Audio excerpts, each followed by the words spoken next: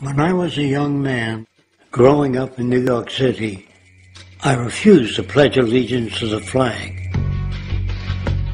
Of course, I was sent to the principal's office, and he asked me, "Why don't you want to pledge allegiance? Everybody does." I said, "Everybody once believed the earth was flat, but that doesn't make it so." I explained that America owed everything it has to other cultures and other nations, and that I would rather pledge allegiance to the earth and everyone on it. Needless to say, it wasn't long before I left school entirely, and I set up a lab in my bedroom. There I began to learn about science and nature. I realized then that the universe is governed by laws, and that the human being, along with society itself, was not exempt from these laws. Then came the crash of 1929, which began what we now call the Great Depression.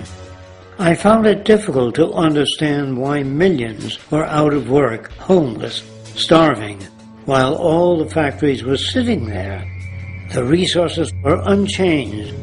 It was then that I realized that the rules of the economic game were inherently invalid.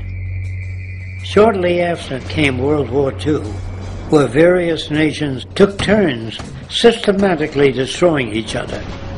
I later calculated that all the destruction and wasted resources spent on that war could have easily provided for every human need on the planet.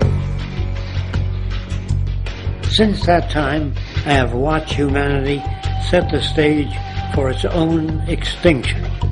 I have watched as the precious finite resources are perpetually wasted and destroyed in the name of profit and free markets. I have watched the social values of society be reduced into a base artificiality of materialism and mindless consumption. And I have watched as the monetary powers control the political structure of supposedly free societies. I'm 94 years old now, and I'm afraid my disposition is the same as it was 75 years ago.